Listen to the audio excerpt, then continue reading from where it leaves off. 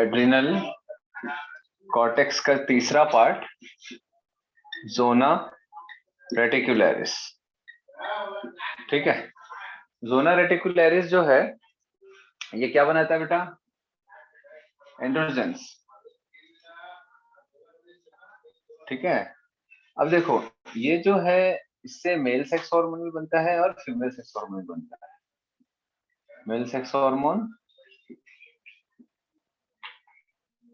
और female sex hormone.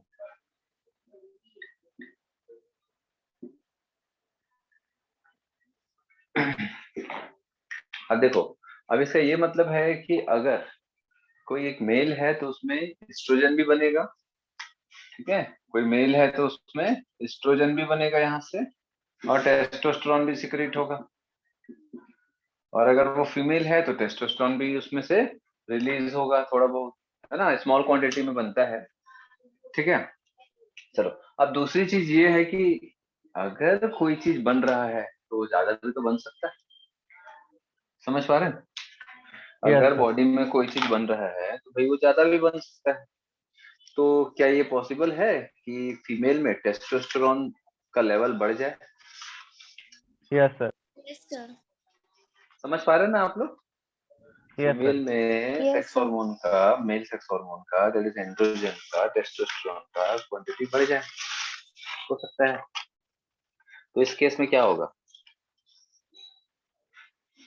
अगर testosterone increase हो गया, अगर टेस्टोस्टेरोन इंक्रीज हो गया, ये तो कॉमन मैंने बताया कि भाई ये और ये दोनों के दोनों मेल फीमेल दोनों में पाए जाएंगे, ये कॉमनली आपको मिलेगा, है ना।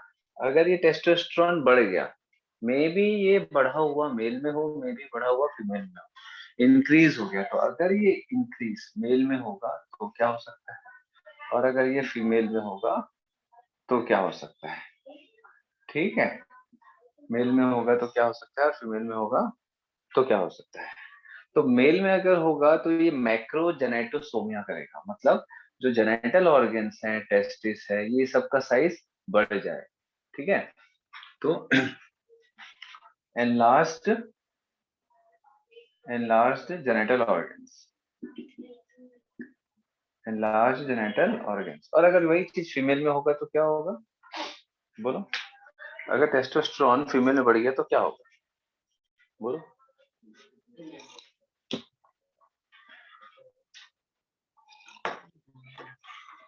बोलो भाई।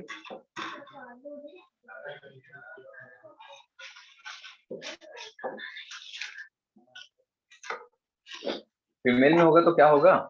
मेल में तो देखो अगर बहुत ज्यादा बढ़ गया है तो जेनिटल ऑर्गन्स एनलार्ज हो जाएंगे, लेकिन अगर फीमेल में अगर यही चीज होगा तो क्या हो सकता है? तो भाई जो फीमेल मेल जो हार्मोन है टेस्टोस्टेरोन, इसका मेन काम क्या होता है?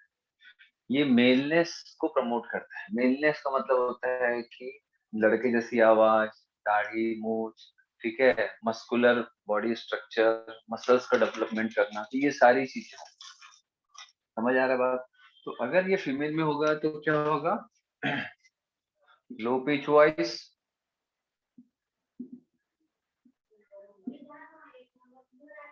ठीक है, और क्या हो सकता है? बोलो। बियर्ड, मोस्टैक, दाढ़ी, मूछ,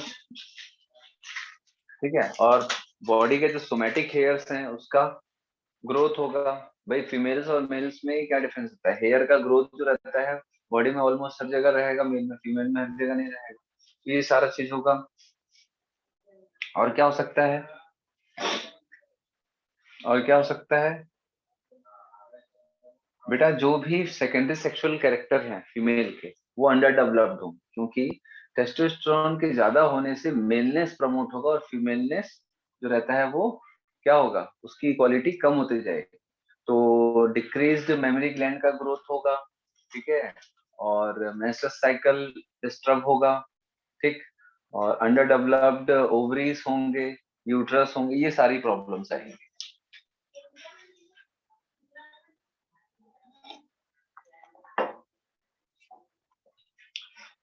क्लियर है? Yes, sir. लिखना चाहो तो लिख सकते हो, वैसे आप लोगों के सिलेबस में बहुत ज्यादा नहीं है, इससे मैं नहीं लिखवा रहा हूँ ज्यादा, बस समझा दे रहा हूँ। फीमेल में क्या होगा, समझ आ गया बात आप लोगों को? ये तो मेल कैरेक्टर हो गया। और and somatic hairs on body, और decreased size of mammary gland,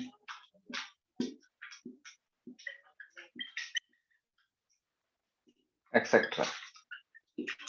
मतलब फीमेलनेस के जो कैरेक्टर है ना वो डिक्रीज हो जाए। क्लियर है ये? चलो, अब एस्ट्रोजन Yes, वाली बात आते हैं, फीमेल सेक्स हार्मोन। तो भाई ये भी क्या हो सकता है, इंक्रीज हो सकता है, इंक्रीज हो सकता है। तो मेल में क्या होगा, फीमेल में क्या होगा?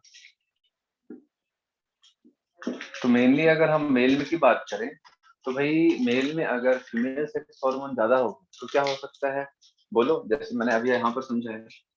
बोलो बोलो, क्या हो सकता है? voice, हाँ? sir, high pitched voice. High pitch voice, और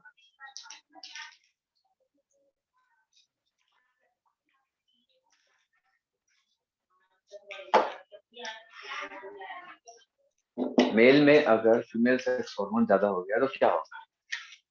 एक बताया भाई, हाई पिच वॉइस, मतलब जो लड़कियों जैसी आवाज होती है ना, हाई पिच होती है। गर्ल्स की पिच वॉइस हाई होती है, बॉयज की नहीं होती। और और क्या हो सकता है मेल में? बोलो। Less beard and mustaches. हाँ, मतलब पूरे बॉडी में हेयर्स का ग्रोथ कम हो जाएगा, Yes, sir. है ना? Less growth of somatic hair. और क्या हो सकता है, सोचो, क्योंकि ये क्वेश्चन आता है, ये क्वेश्चन एग्जाम में आता है। और क्या, देखो, सेकेंडरी सेक्सुअल कैरेक्टर जो फीमेल में डेवलप होगा, जैसे कि भाई सीधी सी बात है, जो फीमेल सेक्स हार्मोन होता है एस्ट्रोजन, उसका मेन काम क्या है, ध्यान से समझो। सेकेंडरी सेक्सुअल कैरेक्टर को डेवलप करना। तो फीमेल में सेकेंडरी सेक्सुअल कैरेक्टर क्या क्या होंगे भाई? उनकी आवाज, ठीक है, और जो हिप रीजन है इसका ब्रॉड होना, ठीक है, और बॉडी के हेयर्स हट जाना, बहुत ही लिमिटेड स्पेसेस, बहुत ही लिमिटेड जगह पे बॉडी हेयर्स का डेवलपमेंट होना, ठीक है, मेमोरी ग्लैंड का डेवलपमेंट होना, ये सब सेकेंडरी सेक्सुअल कैरेक्टर्स। तो जो सेकेंडरी सेक्सुअल कैरेक्टर फीमेल में नॉर्मली होता है वही मेल में एबनॉर्मली हो। तो क्या क्या, वही आवाज गर्ल्स के जैसे हो जाएगी इस मेल की, ग्रोथ हेयर्स का, ठीक है, समझ आ रहा बात? पेल्विक गर्डल का ग्रोथ वैसे ही होगा, प्लस मेमोरी ग्लैंड। क्यों? क्योंकि मेमोरी ग्लैंड का मेन डेवलपमेंट स्टार्ट होता है एस्ट्रोजन हार्मोन के कारण। तो क्या होगा यहाँ पर? Development of mammary gland. समझ आ रहा है बात सबको? Yes, sir. Yes, sir. तो ये जो डेवलपमेंट ऑफ मेमोरी ग्लैंड होता है, इसको एक टर्म दिया गया है, गायनेकोमास्टिया।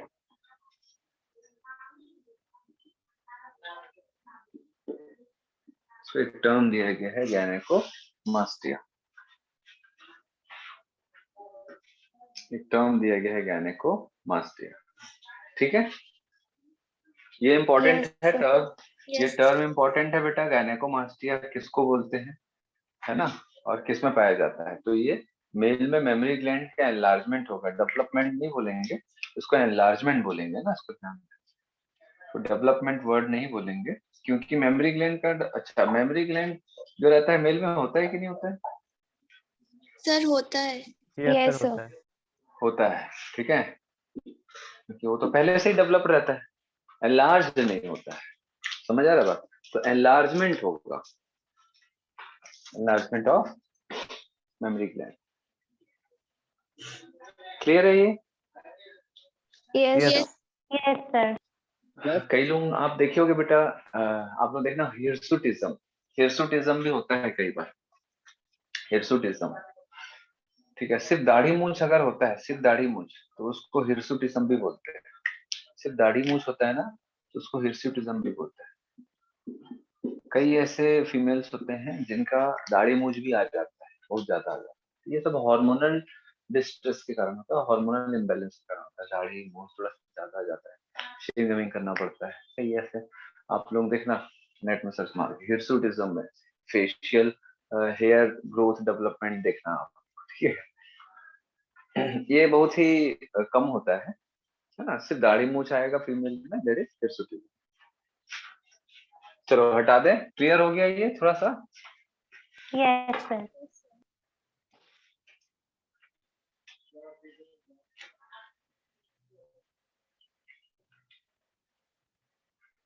चलो हो गया, सभी लोगों का हो गया। Yes, sir. Ayush, Shrivas, Pathak. Yes. Shrivas बहुत बहुत दिन बाद आ रहे हो भाई। Ayush, Shrivas, no sir, regular है। पाठक, आप, कोई तो नया दिख रहा है। राशि, राशि छुट्टी में थी क्या?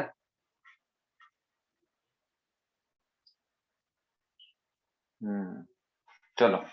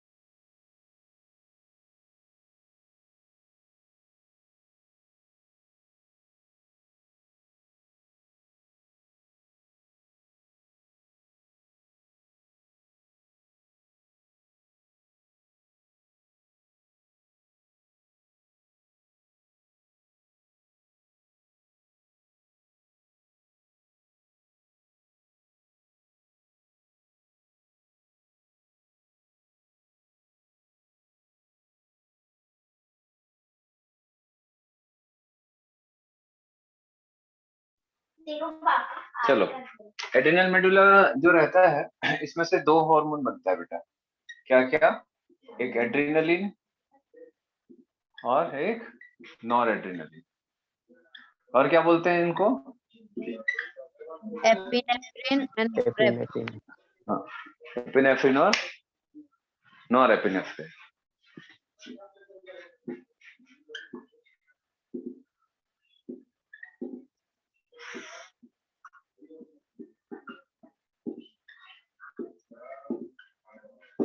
चलो अब देखो एड्रिनल मेडुला जो रहता है इसका ओरिजिन कैसे हुआ है, इसको ध्यान से समझना।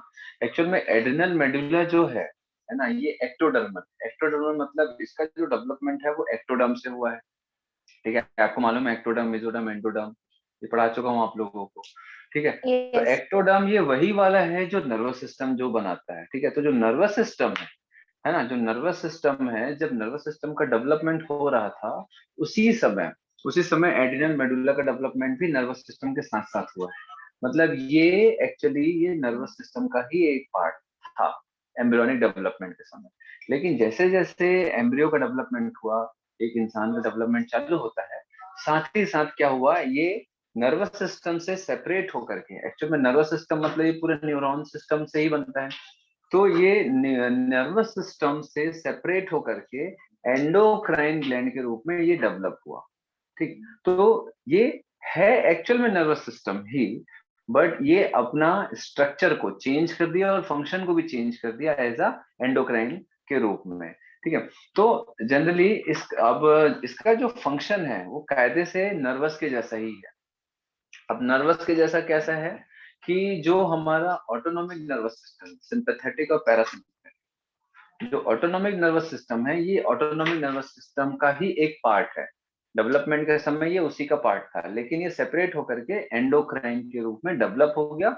और ये इम्पल्स कंडक्शन के बदले, नर्वस सिस्टम का काम क्या होता है? इम्पल्स कंडक्शन, मैसेज भेजना। ठीक है, ये मैसेज भेजने के अलावा क्या किए, इसका जो फंक्शन था वो चेंज हो गया और ये भी एक प्रकार का मैसेज ही बना, बट केमिकल मैसेंजर के रूप में ये डेवलप हो गया। ठीक है, तो आपको हमेशा ये ध्यान रखना है कि ये जो एड्रिनल मेडुला है ना, it is a part of autonomic nervous system. तो ऑटोनॉमिक नर्वस सिस्टम क्या करता है? जो भी हमारी बॉडी का इंटरनल फंक्शंस हैं उनको रेगुलेट करते हैं, लाइक हार्ट बीट हो गया, पेरिस्टाल्टिक मूवमेंट हो गया, है ना, रेस्पिरेटरी मूवमेंट्स हो गए, गैस्ट्रिक एसिड सिक्रीशन हो गया। तो जो भी इंटरनल हमारी बॉडी में जो भी एक्टिविटीज चल रही है उसको वो कम ज्यादा करने में हेल्प। कौन? Autonomic nervous. जो ऑटोनॉमिक नर्वस सिस्टम नाम से ही समझ आ रहा है कि ऑटोमेटिक नर्वस सिस्टम है। जो भी हमारी बॉडी में अपने आप हो रहा है, हम खाना गटकते हैं उसके बाद जो भी फूड आगे बढ़ रहा है ये ऑटोमेटिक है। हार्ट बीट कम ज्यादा हो रहा है ये ऑटोमेटिक है, ये आपके हाथ में मेरे हाथ में नहीं। तो ये सारी चीजें जो ऑटोमेटिक है ये ऑटोनॉमिक नर्वस सिस्टम के कारण होता है, जो कि हमारे नर्वस सिस्टम का एक पार्ट है। तो ये अलग हुआ है वहीं से, तो इसका काम भी वही वाला हो जो इसमें पहले जो नर्वस सिस्टम करेगा। मतलब ऑटोनॉमिक नर्वस सिस्टम का जो काम है लगभग लगभग वही काम एड्रिनल मेडुला के हॉर्मोन्स करते हैं। ये समझ आ रहा है कि नहीं? फिर बताएंगे अपन Yes, फंक्शन। sir. ठीक है, ये दोनों हार्मोन को मिलाकर के बोलते हैं कैटेकोलामिन्स। ये दोनों हार्मोन को मिलाकर के बोलते हैं कैटेकोलामिन्स। कैटेकोलामिन्स, कैटेकोलामिन्स। ठीक है, कैटेकोलामिन्स।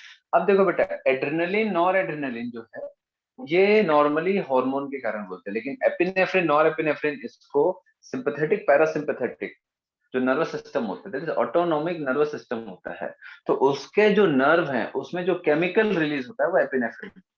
ठीक है, तो एपिनेफ्रिन नॉर एपिनेफ्रिन एक्चुअल में जो ऑटोनॉमिक नर्वस सिस्टम में जो न्यूरोट्रांसमीटर का मतलब होता है एक न्यूरॉन से दूसरे न्यूरॉन में जो क्या जाता है, सिग्नल जाता है। क्या बोला मैंने? एक न्यूरॉन से दूसरे न्यूरॉन में सिग्नल जाता है। तो आप लोगों ने अगर पढ़ा होगा मे बी क्लास 10th में, कि मैं पढ़ाऊंगा वैसे इसके बाद, जैसे कि ये न्यूरॉन है, ठीक है, एक न्यूरॉन से जब दूसरे न्यूरॉन में क्या होता है, सिग्नल पास होता है ना, एक न्यूरॉन से दूसरे न्यूरॉन में जब सिग्नल पास होता है तो यहाँ से सिग्नल यहाँ जाता है। तो ये जो भी सिग्नल है एक न्यूरॉन से दूसरे न्यूरॉन में जो सिग्नल जाता है ये केमिकल सिग्नल होता है, और यहाँ से यहाँ तक जो जाता है वो इलेक्ट्रिकल सिग्नल होता है। तो जो केमिकल रिलीज होगा इस गैप में आएगा, यहाँ से केमिकल रिलीज होगा और यहाँ आएगा। ये जो केमिकल होते हैं वो डिफरेंट डिफरेंट टाइप्स के होते हैं, इनको बोलते हैं न्यूरो ट्रांसमीटर। न्यूरो मतलब नर्वस सिस्टम का ट्रांसमीटर जो यहाँ से मैसेज को ट्रांसमिट करेगा। हाँ, वेरी गुड। तो यहाँ से केमिकल जो है वो यहाँ पर ट्रांसमिट होगा। समझ आ रहा बात? तो ऐसे केमिकल जो न्यूरॉन से, एक न्यूरॉन से सिग्नल को दूसरे न्यूरॉन तक लेके जाते हैं, they are known as neurotransmitters. समझ आया बात? न्यूरो ट्रांसमीटर बेसिक थोड़ा सा बता रहा हूँ मैं आप लोगों को।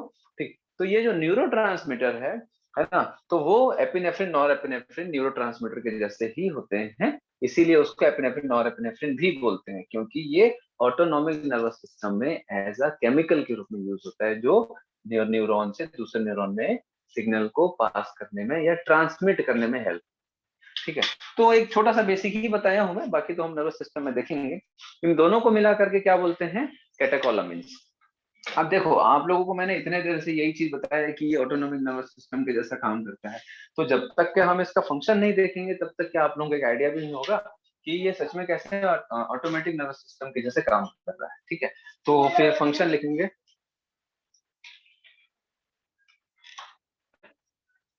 फंक्शन लिखेंगे, function of adrenaline, function of adrenaline. अब देखो, मैं यहाँ पर सिर्फ एड्रेनलिन का फंक्शन हम देखेंगे। कारण क्या है बेटा? नॉर एड्रेनलिन जो रहता है ये नॉर्मली वर्क करता है, नॉर्मली वर्क करता है, मतलब बॉडी में ये नॉर्मल वर्क करते रहता है, ये हार्मोन का नॉर्मल जो है सिक्रीशन होते रहता है और इसका काम नॉर्मली होता है। तो ये नॉर्मली वर्क होता है, तो ये कब होता है? इमरजेंसी में। समझ आया बात?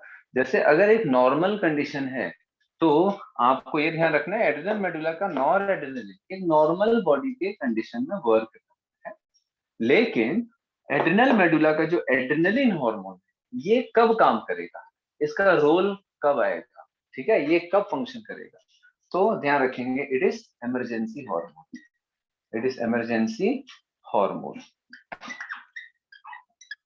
यहाँ तक क्लियर है? Yes, sir. यहाँ तक क्लियर है? Yes, sir. एक इमरजेंसी Yes, sir. हार्मोन है, तो इमरजेंसी हार्मोन जो रहता है उसका फंक्शन क्या क्या है, तो ये क्या क्या करेगा, तो अपन देखते हैं एक छोटा सा कि फॉर एग्जांपल कि मान के चलो कि आप जू में गए हो, ठीक है, एक जू जैसे रायपुर का आपने मालूम है ना जू, जंगल सफारी गए हो कोई आपको में से? Yes, कोई sir. गया? Yes, कौन sir. कौन गया? कौन कौन गया, हाथ उठाओ, जंगल सफारी रायपुर का।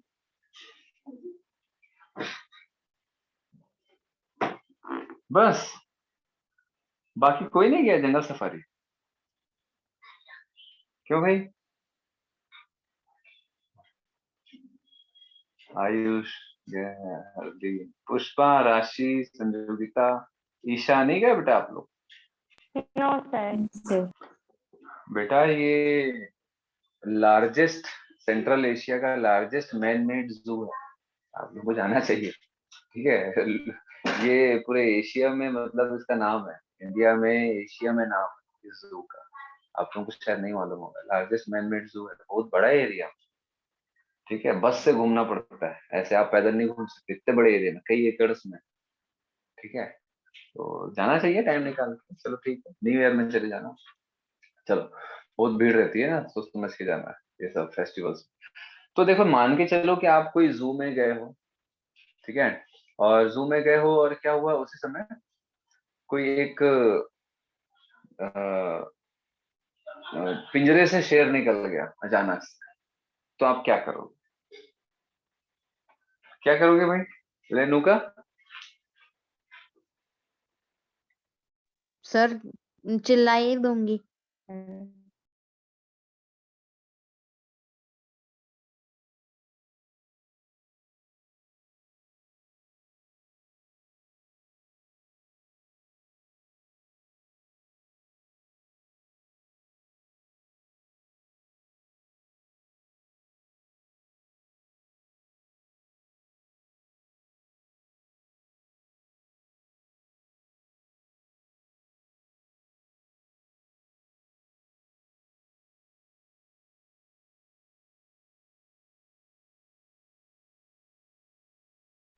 हाँ, तो आ गया तो क्या करोगे?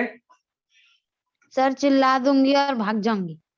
चिल्ला दोगे और भाग जाओगे, तो आप जैसे ही देखोगे शेर को तो चिल्लाओगे डर के कारण, ठीक है, फिर उसके बाद डर के कारण आप भागना चालू करोगे, तो जब आप डर के कारण भागना चालू करोगे तो आपके बॉडी में जो भी फिजियोलॉजिकल रेस्पॉन्स होगा वो क्या क्या होगा, आपका हार्ट बीट क्या होगा उस समय, कम होगा ज्यादा होगा? इंक्रीज हो जाएगा। इंक्रीज हो जाएगा। आपका रेस्पिरेटरी रेट क्या होगा, सांस इंक्रीज लेने की जो रेस्पिरेटरी रेट क्या होगा, इंक्रीज हो जाएगा, ठीक है। देन उसके बाद अगर ये चीज अंधेरे में होगा, मतलब अगर उजाला कम है तो भी आपको दिखने लग जाएगा, बोलते हैं ना आंखें फटी की फटी रह गई ऐसा एकदम, ठीक है, तो आंखें फटी की फटी रह गई मतलब प्यूपिल डायलेट हो जाता है, जिससे क्या होगा, अंधेरे में भी ज्यादा से ज्यादा रोशनी जो है हमारे आंखों में पहुंचेगा और कम लाइट में भी हम ज्यादा देख पाएंगे, अगर प्यूपिल डायलेट होता है तो कम लाइट में भी हम ज्यादा देख पाते हैं, ठीक है। तो आप कैसे, आप सोचोगे कि तुरंत रेस्पॉन्स हो गया, आपका ब्रेन एकदम कॉन्शियस हो जाएगा कि एकदम डिले रहेगा आपका रेस्पॉन्स, बताओ? कॉन्शियस हो जाएगा। सर कॉन्शियस रहेगा। एकदम हाईली कॉन्शियस हो जाओगे आप लोग, ठीक है, तो आपका जो ब्रेन है कॉन्शियस सेंटर है वो अलर्ट हो जाएगा, अलर्ट होने के बाद आपका जो ऑटोमेटिक नर्वस सिस्टम है, that is sympathetic nervous system जो है वो एक्टिवेट होगा, साथ ही साथ ये तो न्यूरल रेस्पॉन्स है ब्रेन, है ना, न्यूरल रेस्पॉन्स है ब्रेन का, लेकिन न्यूरल रेस्पॉन्स जो रहता है वो हुआ, लेकिन हमारी बॉडी में और भी रेस्पॉन्स चाहिए। जैसे फॉर एग्जांपल, आप अगर खाना नहीं खाए हो फिर भी आप दौड़ सकते हो कि नहीं दौड़ सकते हो, कि एकदम थक जाओगे? आपको अगर दौड़ बहुत सकते देर हैं। तक दौड़ना है और आप भूखे हो, आप खाना नहीं खाए हो, मान के चलो बॉडी में एनर्जी कम है, तो भी आप बहुत देर तक दौड़ सकते हो। ठीक है, कारण क्या है कि बॉडी अब क्या करेगी, इमरजेंसी की कंडीशन में ग्लूकोज सिंथेसाइज करेगी। अगर आपकी बॉडी में ग्लूकोज की कमी है तो ग्लाइकोजन को तोड़ेगी। ठीक है, लीवर में ग्लाइकोजन को तोड़ा जाएगा, मसल का ग्लाइकोजन को तोड़ा जाएगा ताकि आप भाग सको और बॉडी को ग्लूकोज दिया जाएगा। अगर ग्लाइकोजन की कमी है तो फैट को तोड़ा जाएगा, फैट को तोड़ के फिर ग्लूकोनियोजेनेसिस, पिछले क्लास में बताया था मैंने, ग्लूकोनियोजेनेसिस, ग्लाइकोजेनेसिस, यस ग्लाइकोजेनेसिस, याद सर। है? यस तीन चीज यस बताया सर। था ना, ग्लाइकोजेनेसिस, ग्लाइकोजन का Yes, sir. Formation, glycogenolysis, glycogen का ब्रेकडाउन, और new glucose from fat and protein, gluconeogenesis. ठीक है, तो लीवर में क्या होगा, ग्लाइकोजन का लिसिस होगा एंड ग्लूकोनियोजेनेसिस होगा, सारी चीजें होंगी जिससे ग्लूकोज बन सके। फिर ये ग्लूकोज को हमारी बॉडी के पूरे मसल्स को डिस्ट्रीब्यूट किया जाएगा एंड ब्रेन को, ताकि ब्रेन में जल्दी जल्दी ग्लूकोज मिले ब्रेन को, और ब्रेन हाई अलर्ट में रहे और जल्दी जल्दी काम कर सके, सोच सके। और हमारे मसल्स को जल्दी जल्दी ग्लूकोज मिलेगा ताकि ज्यादा एनर्जी बन सके और मसल्स तेजी से हमको बचाने के लिए भाग सके या लड़ सके। ठीक है, तो इसके लिए क्या होगा, जल्दी जल्दी ग्लूकोज को भेजना पड़ेगा, तो ब्लड सर्कुलेशन को फास्ट करना पड़ता है, ब्लड प्रेशर को इंक्रीज करना पड़ता है, हार्ट बीट को तेज करना पड़ता है, कार्डियक आउटपुट को बढ़ाना पड़ता है। हार्ट से जल्दी जल्दी तेजी से हार्ट बीट बढ़ेगा तो ब्लड बाहर निकलेगा और बॉडी में जाएगा, और ऑक्सीजन में तो चाहिए ग्लूकोज के साथ में, तो हम तेजी से सांस लेना चालू कर देते हैं ताकि ऑक्सीजन हम बॉडी में तेजी से। हाँ, ठीक है, समझ आ रहा बात आप लोगों को? इसीलिए इसको क्या बोलते हैं, इमरजेंसी हार्मोन। ठीक है, तो इसको 3F हार्मोन भी बोला जाता है, एड्रेनलिन को 3F हार्मोन। क्या? 3F hormone. और 3F हार्मोन, 3F हार्मोन का मतलब क्या होता है, ये कब बनेगा, फियर, फ्लाइट और फाइट। ये हार्मोन आएगा तो क्या होगा, आप डरोगे। भाई सीधी सी बात है, कई बार ऐसे होता है ना कि आप लोग देखते हो क्लास का एकदम सीधा साधा लड़का, एकदम गऊ, अचानक से एकदम मारपीट चालू कर दिया, पटक पटक के मार रहे क्लास में। ठीक है, फिर उसके बाद बाजू में कमेंट आता है, मैं तो सोचती थी ये लड़का एकदम सीधा है, तो भयंकर मारपीट कर रहा है, भयंकर ताकत आ गया, ये पतला दुबला सा बेचारा, हर कोई इसको छेड़ते रहता था, कभी कुछ नहीं करता, अचानक से इसमें इतनी ताकत कहाँ से आ गई लड़ने की, वो भी भारी मारपीट कर रहा है, पटक पटक के मार रहा है सामने वाले। कभी देखे हो ऐसा आप लोग किसी को, तो हमेशा सीधा साधा नॉर्मल रहते हैं और अचानक से एकदम झगड़ा लड़ाई चालू कर देते हैं? देखिए कभी आप लोग ऐसा? यस ये Yes, देखा सर। sir. Yes sir. है ना? ये जो आप लोग देखे हो ये कैसे होता है, ऐसा क्या हो गया उसकी बॉडी में, इतनी ताकत कहाँ से आ गई है, इतनी ताकत कहाँ से आ गई, एड्रेनलिन। तो बॉडी में फियर, फाइट एंड फ्लाइट, मतलब अगर आप डर रहे हो तो दो ही चीज करोगे, या तो आप लड़ोगे सामने वाले से या तो भागोगे सामने वाले से। ठीक है, तो भागने के लिए भी वही एनर्जी चाहिए और लड़ने के लिए भी वही एनर्जी चाहिए, क्योंकि हम जब किसी से लड़ाई करते हैं या लड़ाई करने जाने वाले होते हैं तो हमारा हार्ट बीट तेज हो जाता है, रेस्पिरेटरी रेट तेज हो जाता है, कॉन्शियस ब्रेन जो रहता है वो एक्टिवेट हो जाता है। समझ आ रहा बात? ये सारे चेंजेस हमारी बॉडी में आते हैं क्योंकि बॉडी में एड्रेनलिन क्रिएट होना चालू होता है तेजी से। आप लोग जब कार रेस वगैरह कोई खेलते होंगे तो उसमें कई बार एड्रेनलिन बूस्टर करके आता है, कई कार रेस वगैरह में कोई खेलते हैं ऐसे, देखेंगे एड्रेनलिन नहीं, फिर उसको दबाने से कार एकदम तेजी से भागता है। तो वैसे ही हमारी बॉडी में एड्रेनलिन जैसे ही बॉडी में सीक्रेट होता है ना, बॉडी में एकदम ताकत आना चालू हो जाता है, बॉडी एकदम रेस्पॉन्स फास्ट कर देता है। समझ आया? इसलिए इसको इमरजेंसी हार्मोन बोलते हैं। हर किसी इमरजेंसी कंडीशन में ये हमको उस इमरजेंसी कंडीशन से बाहर निकालने के लिए होता है, जो कि काफी लंबे समय तक चलता है, क्योंकि केमिकल मैसेंजर जो रहता है, हार्मोन जो रहता है, वो काफी लंबे समय तक वर्क करता है। ठीक है, समझ आया क्यों इसको इमरजेंसी हार्मोन बोलते हैं और 3F हार्मोन बोलते हैं? That is fear, fight, flight. किसी भी कंडीशन में ये हमको मतलब प्रोटेक्ट करने में या वो उस कंडीशन से हमको निकालने में मदद करता है। तो क्या क्या फंक्शन होगा, लिख लो। It dilates blood vessel, it dilates blood vessel, diameter of pupil, diameter of pupil, जो प्यूपिल समझते हो ना, आंखों के बीच में जो Yes, sir. ब्राउन रहता है, बीच में जो छेद जहाँ से लाइट एंटर होता है, दैट इज प्यूपिल, है ना। जैसे ये हमारा अगर आंख है तो ये आप लोग देखे होंगे ऐसा, ऐसा, तो बीच में जो रहता है दैट इज प्यूपिल, है ना। तो प्यूपिल को डायलेट कर देगा तो लाइट ज्यादा अंदर जाएगा, ठीक।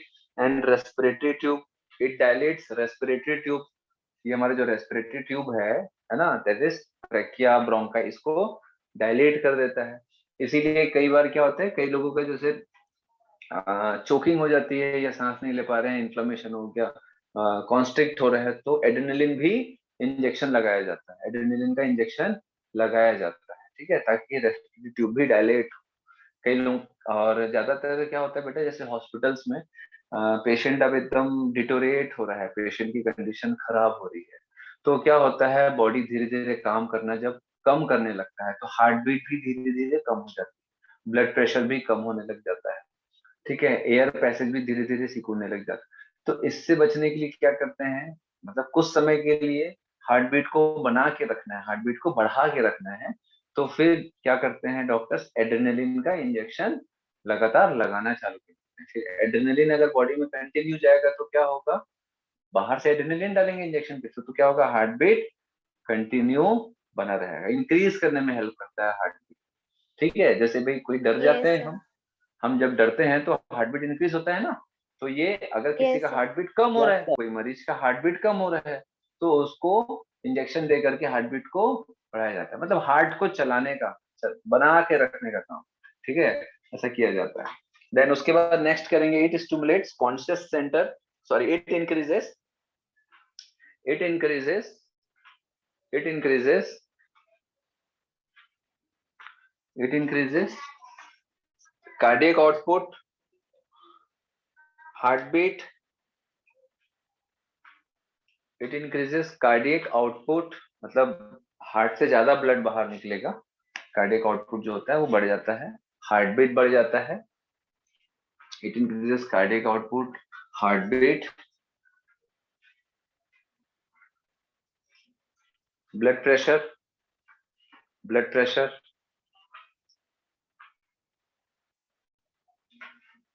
आप लोग लिख रहे हो कि मैं लिखूं? Yes, sir, हम लिख लोग रहे हैं। लिख रहे हैं। लिख लिख रहे हो ना, ठीक, ठीक है।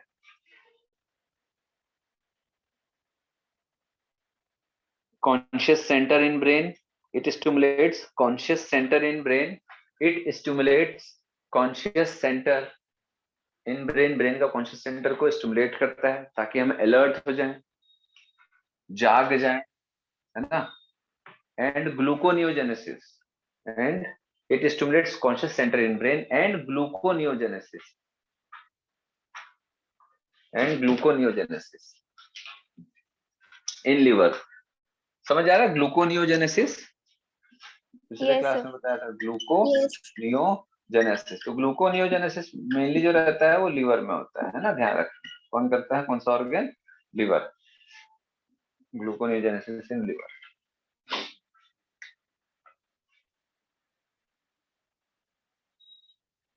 ठीक है भाई? Yes sir. Yes, sir.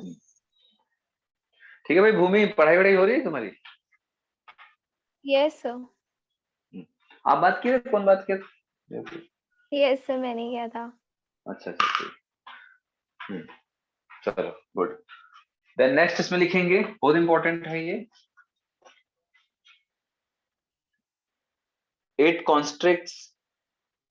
constricts blood vessel of alimentary canal. It constrict blood vessel of alimentary canal and spleen. It constrict blood vessel of alimentary canal and second, and it also constrict spleen. It also constrict spleen to release stored RBC. To release stored RBC. Stored RBC.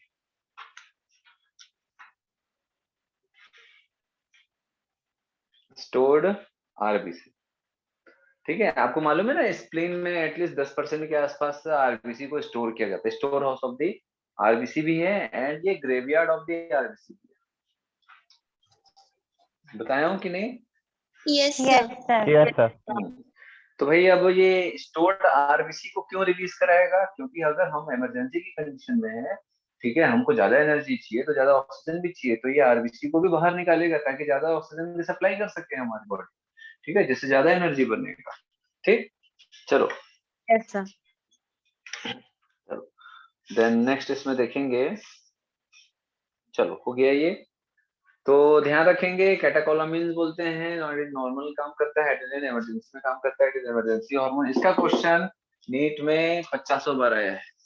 इसका question NEET में 50 बार आया है. कई बार क्या होता है बेटा, किसी की दिल की धड़कन अगर स्लो होते जाती है, मतलब हो सकता है वो हार्ट अटैक के कारण हो, अटैक आ रहा हो, या फिर और किसी कारण से हार्ट बीट कम हो रहा है, धड़कन कम हो रहा है, सांस जो रेस्पिरेटरी रेट है वो स्लो हो रहा है, तो कई बार ऐसा इमरजेंसी ड्रग के रूप में हॉस्पिटल में सबसे पहले एड्रेनलिन डाल देते हैं. अगर कुछ नहीं समझ आता है एड्रेनलिन डाल देते हैं. ठीक है, कितने का आता होगा ये? लाइफ सेविंग ये लाइफ सेविंग ड्रग है, ये मतलब जिंदगी बचाने वाली मेडिसिन. ठीक है, एक छोटा सा एम्पुला में आता है, छोटा सा, जैसे टिटेनस का इंजेक्शन लगाते हो ना, बस उतना ही बड़ा ग्लास के एम्पुले में आता है. कितने का आता होगा ये? आप सोचो, मतलब कोई एकदम मरते रहेगा तो उसको ये बचाने में सक्षम है. हार्ट रेट कम हो रहा है, रेस्पिरेटरी रेट कम हो रहा है, अचानक से हार्ट बीट एकदम पल्स स्लो हो रहा है, अचानक से हार्ट बीट बढ़ा के उसको तुरंत सेव कर सकते हैं. तो ये एड्रेनलिन का इंजेक्शन लगाया, कितने का होता होगा अंदाजा? क्यों भाई? अरे कोई भी 10,000 रुपए बोल रहे एक जन, और कोई नेटवर्क में सर्च मत 50,000. मारना, नेटवर्क में सर्च मारना. 50,000 बोल रहे हैं एक जन, परवेज बोला 10,000, ईशा बोली 50,000, और कोई? संजोगिता? Sir, 100 rupees. पुष्पा? भूमि? सर 6,000. हाँ, कितने का आता होगा इंजेक्शन इसका, एक इंजेक्शन? राशि? संजोगिता बोली 6,000, और कोई? 20,000. 20,000. हरलीन 1,00,000 रुपए बोल रहा है एक जन. बेटा ये 5-7 रुपए का एक इंजेक्शन होता है. ठीक है, वो ज्यादा कॉस्टली नहीं होता है. ठीक है, 5-7 जान रुपए बचा. का. हाँ, तो एक्चुअल में जो सबसे सस्ती चीजें होती है वो बहुत मूल्यवान होती है हमारी लाइफ में, बट हम ही उसको नहीं समझते. ठीक है, तो ये तो लाइफ सेविंग ड्रग है ना बेटा, ये तो मान के चलो कि हर हॉस्पिटल में आपको मिलेगा, थोक के भाव में मिलता है. ये एकदम कॉमन लाइफ सेविंग ड्रग है, इमरजेंसी ड्रग है, इमरजेंसी मेडिसिन. ये 5 रुपए 10 रुपए के आसपास का आता है, अलग अलग कंपनी का. 5 रुपए से लेके 10-15 रुपए, उससे ज्यादा नहीं महंगा होता है.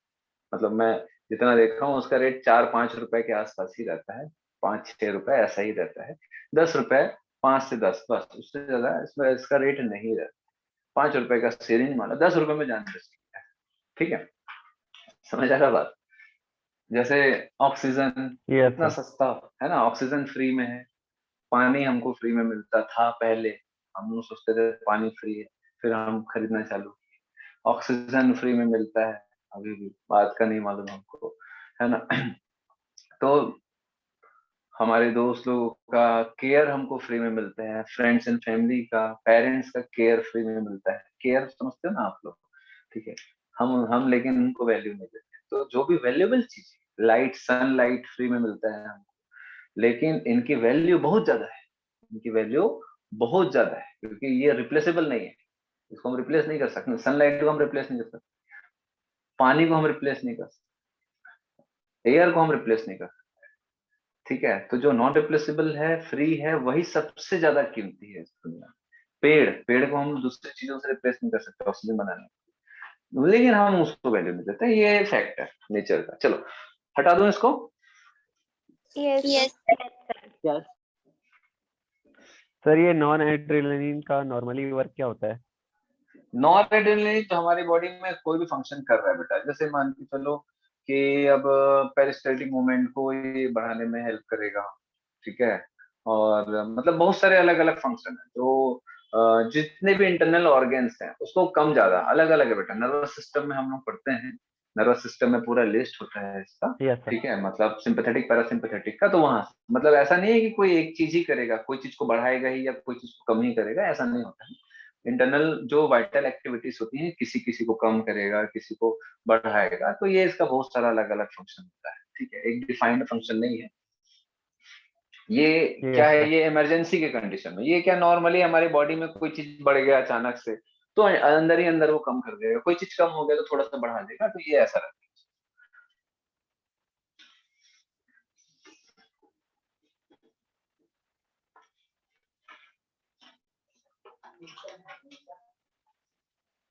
सर हाँ बोलिए।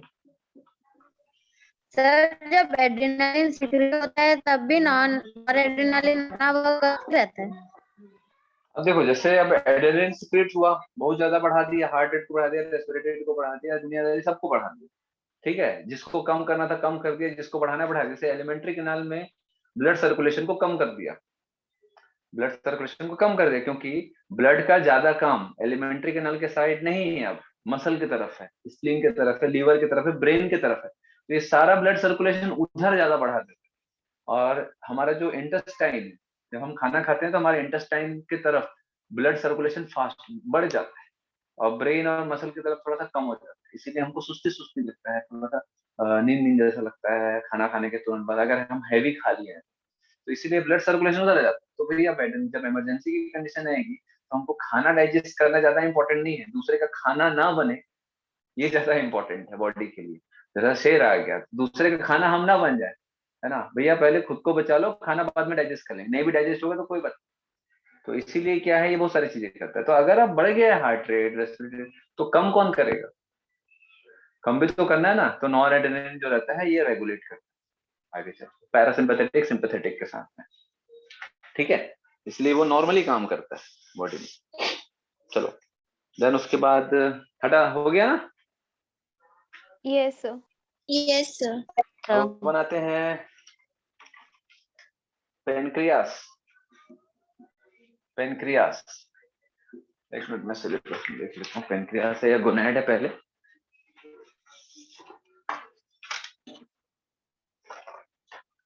क्या है पहले, पेनक्रियास है या गोनैड से? Sir, pancreas है। ठीक, पेनक्रियास।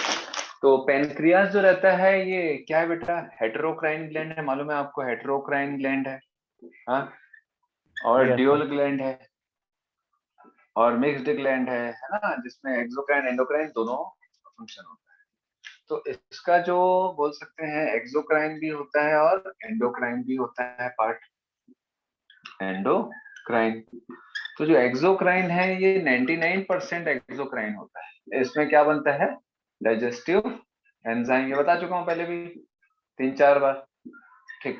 yes sir. एंडोक्राइन जो रहता है, जैसे फॉर एग्जांपल ये पेनक्रियास, पेनक्रियास, ठीक है, तो पेनक्रियास में कुछ कुछ छोटे छोटे स्पॉट्स होते हैं ऐसे, तो मैं एक स्पॉट को लेकर कैसे दिखा रहा हूँ, तो ये स्पॉट कुछ इस तरीके का दिखेगा, जिसमें हमको बहुत सारे कुछ सेल्स के गुच्छे मिलेंगे, ऐसे सेल्स के ऐसे गुच्छे मिलेंगे, ऐसा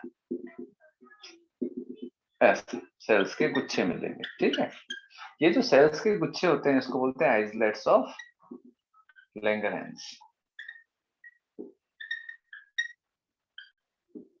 ठीक है, आइसलेट्स ऑफ लैंगरहैंस।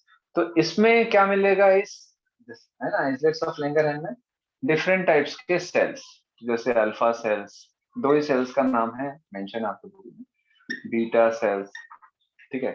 तो अल्फा सेल क्या बनाता है, ग्लूकेगॉन, बीटा सेल क्या बनाता है, इंसुलिन, ठीक है। अल्फा सेल क्या बनाता है, ग्लूकेगॉन, बीटा सेल क्या बनाता है, तो इंसुलिन, है ना। तो ग्लूकेगॉन का क्या काम है, देखो ग्लूकेगॉन क्या करता है, जो एक्सेसिव ग्लूकोज है, सॉरी, जो अगर हमारी बॉडी में ग्लूकोज की कमी है तो क्या करेगा बेटा, ग्लाइकोजन से वापस ग्लूकोज सिंथेसाइज करने में हेल्प करेगा, ठीक है, ये ग्लाइकोजन का काम है। ठीक, अगर एक्सेसिव ग्लूकोज है बॉडी में, ब्लड ग्लूकोज अगर एक्सेसिव है, तो जो एक्स्ट्रा ग्लूकोज है उसको ग्लाइकोजन में कन्वर्ट करेगा कौन? इंसुलिन। ठीक है, समझ आ रहा बात? तो beta Yes, cell sir. Insulin बनाता है, insulin is a proteinous hormone. ये क्या करेगा? एक्सेसिव ग्लूकोज, जैसे हम खाना खाते हैं तो चावल खाने के बाद या रोटी खाने के बाद जो भी कार्बोहाइड्रेट रिच डाइट होता है, चावल रोटी या है ना, जो शक्कर वगैरह और मीठा हो गया, जो भी हो गया, तो उसको खाने के बाद हमारे ब्लड में, क्योंकि हमारे इंटेस्टाइन में जो फूड जाएगा डाइजेस्ट होगा, ग्लूकोज सिंथेसाइज होगा, वो हमारे ब्लड में एब्जॉर्ब होगा और ब्लड में ग्लूकोज का लेवल बढ़ेगा। जैसे ही ग्लूकोज का लेवल बढ़ता है, इंसुलिन क्या करेगा? ग्लूकोज को ग्लाइकोजन में कन्वर्ट करना चालू करेगा। तो ग्लाइकोजन का स्टोरेज हाउस दो जगह होता है, प्राइमरीली वो लिवर में ही स्टोर होता है, और अपना खुद का ग्लाइकोजन, मसल ग्लाइकोजन जो रहता है वो मसल में पाया जाता है। ठीक है, तो ग्लाइकोजन जो रहता है मेनली दो जगह स्टोर होता है, प्राइमरीली कहाँ पर? लिवर में एंड मसल में, दो जगह ग्लाइकोजन स्टोर होता है। मसल ग्लाइकोजन बॉडी की नॉर्मल रिक्वायरमेंट के लिए यूज नहीं होता है। ठीक है, अगर बॉडी के normal cells other than muscle cell को छोड़ के बाकी दूसरे सेल्स को ग्लूकोज की आवश्यकता है और हम खाना नहीं खाएं या ब्लड ग्लूकोज लेवल कम हो गया, तो ये लीवर का ग्लाइकोजन रिलीज होता है। मसल ग्लाइकोजन को इमरजेंसी के लिए, मतलब नॉर्मल से हट के कंडीशन के लिए बचा के रखा जाता है कि भाई आपके बॉडी में ग्लूकोज का लेवल कम हो गया, लेकिन अगर आपको कहीं भागना ही चाहिए, दौड़ना ही चाहिए, इमरजेंसी कंडीशन, तो फिर ये जो मसल ग्लाइकोजन है वो मसल को ग्लूकोज देगा। ठीक है, इमरजेंसी की कंडीशन। तो ये जो ग्लाइकोजन स्टोर्ड है, कहाँ कहाँ पर स्टोर्ड है? लीवर का। तो लीवर का जो ग्लाइकोजन है उसको ग्लूकोज में कन्वर्ट किया जाता है। ठीक है, लीवर ग्लाइकोजन को ग्लूकोज में कन्वर्ट किया जाता है अल्फा सेल के ग्लूकेगॉन हार्मोन के द्वारा। क्लियर है? डायरेक्ट क्वेश्चन आता है। Yes sir. Yes, sir. चलो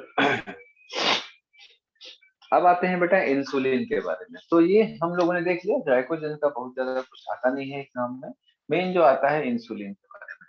तो अब हम देखते हैं इंसुलिन के बारे में। इंसुलिन जो रहता है वो 51 अमीनो एसिड से बनता है, 51 अमीनो एसिड से बनता है ना, दो चेन से बनता है, alpha chain and beta chain, alpha plus beta chain से बनता है। ठीक है, अब ये alpha chain and beta chain, तो इन दोनों को मिला करके 51 अमीनो एसिड है ना। तो ध्यान रखेंगे अल्फा चेन क्या है? अल्फा चेन अमीनो एसिड की चेन है, बीटा अमीनो एसिड की चेन है ना। तो ये दोनों अमीनो एसिड की चेन, एक को अल्फा बोलते हैं क्योंकि स्ट्रक्चर, बेटा बायोमोलिक्यूल्स में आपने पढ़ा है, अमीनो एसिड का जो चेन होता है उसका अलग अलग स्ट्रक्चर होता है, प्राइमरी, सेकेंडरी, टर्शियरी, क्वाटरनरी। याद है आप लोगों को biomolecules? Yes, sir. Yes sir. Yes sir. याद आ रहा है ना सबको? Yes, yes sir. Sir. Yes, sir. तो ये जो अल्फा चेन होता है ये 21 अमीनो एसिड का बना रहता है और बीटा चेन 30 अमीनो एसिड का बनता है, और ये दोनों सल्फर सल्फर बॉन्ड से जुड़े हुए रहते हैं, डाइसल्फाइड बॉन्ड से। ठीक है, 21 अमीनो एसिड की एक चेन, 30 अमीनो एसिड की एक चेन, जो कि सल्फर सल्फर डाइसल्फाइड, दो सल्फर के बॉन्ड से ऐसे बहुत सारे अलग अलग जगह पर जुड़े हुए रहते हैं दोनों चेन। ठीक, अब ये क्या है, मतलब ये क्या प्रोटीनस स्ट्रक्चर का हो गया। अब और क्या देखना है हमको इंसुलिन में कि भाई ये करता क्या है ना, करता क्या है बोलो, क्या क्या फंक्शन है, इसको लिख लो आप लोग फटाफट। क्या करेगा? अच्छा, इस प्रोसेस को क्या बोलते हैं? मैं जिससे पूछूंगा वही बताएंगे। बताओ बेटा हरलीन, इंसुलिन का ये जो फंक्शन है इसको क्या टर्म क्या है इसका? Sir, glycogenesis. ग्लाइकोजेनेसिस। ठीक है, लिख लो ग्लाइकोजेनेसिस। फंक्शन में इंसुलिन का फंक्शन लिखेंगे, फंक्शन में सबसे पहला तो ग्लाइकोजेनेसिस। ग्लाइकोजेनेसिस, अब मालूम है आपको ग्लाइकोजेनेसिस का मतलब क्या होता है ना? Yes. Conversion of glucose to glycogen in liver and muscle. So insulin is, तो किस टाइप का हार्मोन हो गया ये? हाइपरग्लाइसेमिक या हाइपोग्लाइसेमिक? Hypoglycemic. हाइपोग्लाइसेमिक। हाइपोग्लाइसेमिक, ये किस टाइप का हार्मोन होगा? हाइपोग्लाइसेमिक। हाइपो। हाइपोग्लाइसेमिक का मतलब, हाइपो मतलब लेस, ग्लाइसेमिक मतलब ग्लूकोज, ग्लूकोज लेवल कम करे, हाइपोग्लाइसेमिक इन ब्लड, ब्लड के लिए, है ना, ब्लड में ग्लूकोज के लेवल को कम कर रहा है, तो ये हाइपोग्लाइसेमिक हार्मोन हो गया, ग्लूकोज लेवल कम करने वाला। ठीक है, हाइपरग्लाइसेमिक हार्मोन हम लोगों ने पढ़ा था, बताओ भाई। पुष्पा, यस बोलो। हाइपरग्लाइसेमिक हार्मोन कौन सा होगा बेटा, जो ग्लूकोज लेवल को बढ़ाता है ब्लड में? सर, डिक्रीज करता है ब्लड। नहीं नहीं बेटा, हाइपरग्लाइसेमिक हार्मोन ऐसे हार्मोन होंगे जो ब्लड में ग्लूकोज के लेवल को बढ़ाएंगे। तो वो किस टाइप, वो हार्मोन के नाम क्या क्या होंगे? कॉर्टिसोल। एक तो दिख रहा है बेटा यहाँ पर, ग्लूकेगॉन। ग्लूकेगॉन क्या कर रहा है, ग्लूकोज बना रहा है, तो ये ग्लूकोज जाएगा कहाँ, ब्लड में तो जाएगा, तो ब्लड में ग्लूकोज का लेवल बढ़ा रहा है, तो ये हाइपरग्लाइसेमिक हार्मोन हो गया। दूसरा cortisol, cortisol stress hormone, glucose level बढ़ाता है। अभी एड्रेनलिन पढ़े, एड्रेनलिन भी याद है आपको, gluconeogenesis in liver, Yes, sir. Glycogenolysis करता है लीवर में, याद आ रहा है? ग्लूकोज लेवल बढ़ाएगा, क्यों? इमरजेंसी में हमको एनर्जी चाहिए, समझ आ रहा है? ये सब क्या है? Yes, sir. हाइपरग्लाइसेमिक हार्मोन है, ये सब एग्जाम में आता है। आप ना मुंह फाड़ के देखते हो कि ये क्या चीज है, ये कैसे हो गया? ठीक है, तो अपन थ्योरी जो समझे हैं उसको टर्मिनोलॉजी में कन्वर्ट किया जाता है एग्जाम में। ठीक है, एड्रेनलिन हो गया, कॉर्टिसोल हो गया, ग्लूकेगॉन हो गया, सब हाइपरग्लाइसेमिक, समझ आया बात? Then next, yes sir. insulin stimulate permeability and consumption of glucose। Insulin जो है increases, इंसुलिन, मैं थोड़ा ऐसे रफ लिख रहा हूँ, increases permeability, ये बहुत इंपॉर्टेंट है, permeability and consumption of glucose in somatic cell, in somatic cell। ठीक है, in somatic cell. Somatic cell क्या होता है? गोनेट सेल को छोड़ के बाकी बॉडी के सारे सेल इज सोमैटिक सेल। ठीक है, Yes, sir. है ना?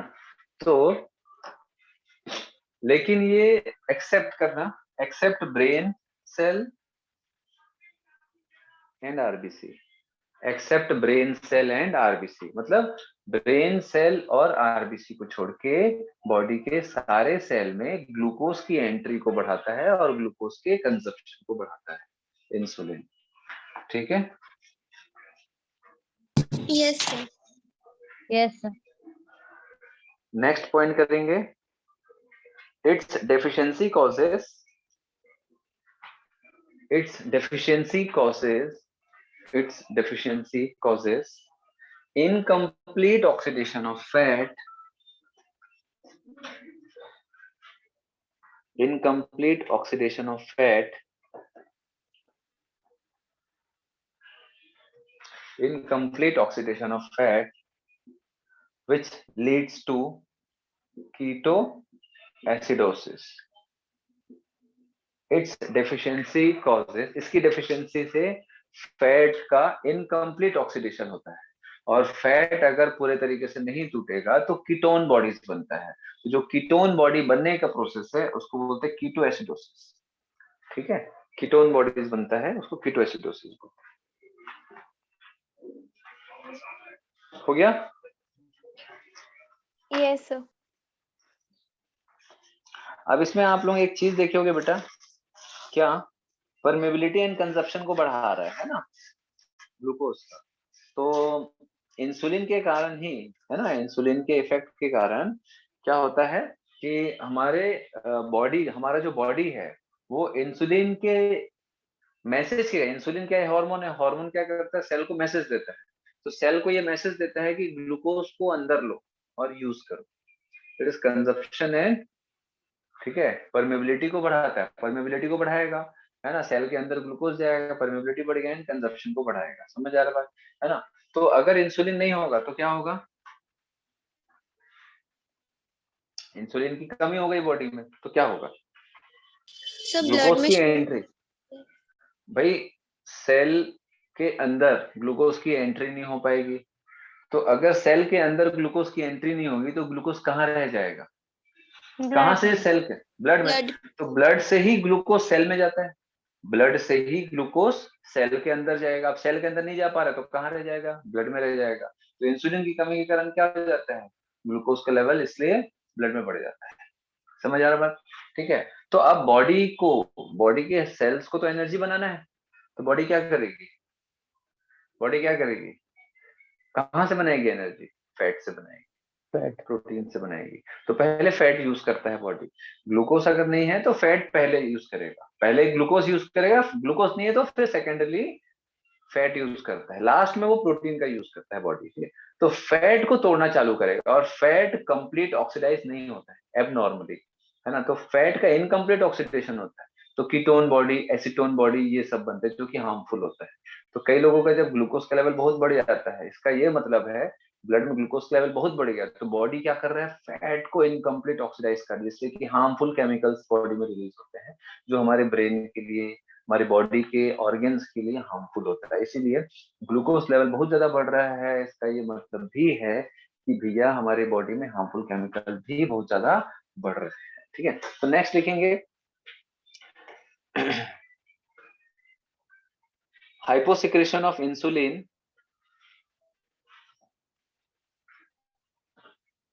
हाइपोसिक्रेशन ऑफ इंसुलिन क्या होगा इस कंडीशन में? हाइपोसिक्रेशन का मतलब समझते हो? Yes sir. लेस क्या होता है हाइपोसिक्रेशन? मतलब डिक्रीज, secretion. है ना, लेस सिक्रेशन या डिक्रीज और लेस सिक्रेशन।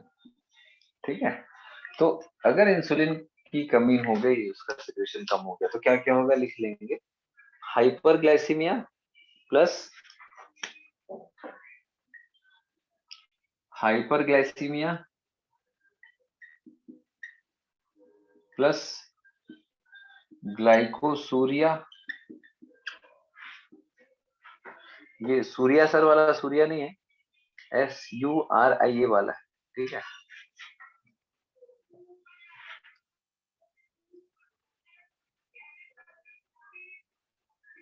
देन पॉलीफेजिया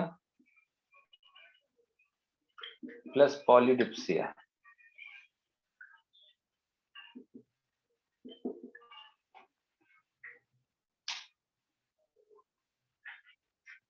ये पूरे कंडीशन को हम मिला करके बोलते हैं डायबिटीज मेलाइटस।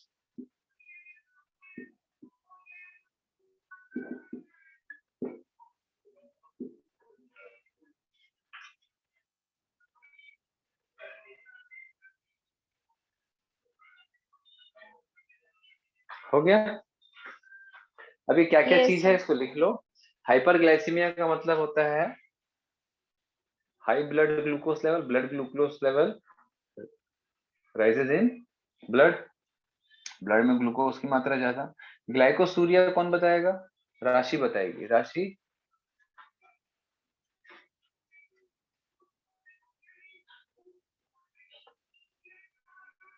राशि Yes, sir.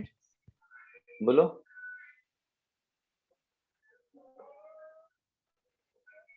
सर नहीं पता. ठीक है, कोई बात नहीं। संजोगिता,